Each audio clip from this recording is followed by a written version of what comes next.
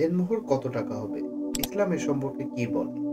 ইসলাম কি বলে এ বিষয়টি জানার জন্য আপনার একজন আলেমের পরামর্শ নিলে সবচেয়ে বেশি ভালো হবে।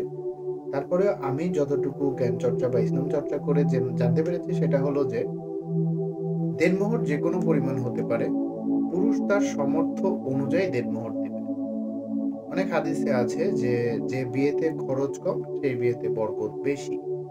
আবার অনেক হাদিসে আছে যে দেনমোহর নিয়ে যেন বাড়াবাড়ি করা না হয়। এরকম অনেক কিছুই বলা আছে। আবার কারো যদি সামর্থ্য থেকে থাকে সে বেশি দেনমোহর দিতে পারে। কারো যদি সামর্থ্য না থেকে থাকে তাহলে দেনমোহর বেশি ধরে তো লাভ নেই।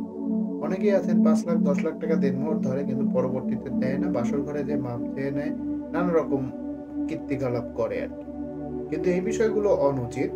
পুরুষ তার সামর্থ্য অনুযায়ী দেনমোহর দিবে। এটা হলো ইসলামের আসল বিধান এবং ১০ দিরহামের কম হবে না। ব্যাপারটা এরকম শরিয়ার বিধান রয়েছে।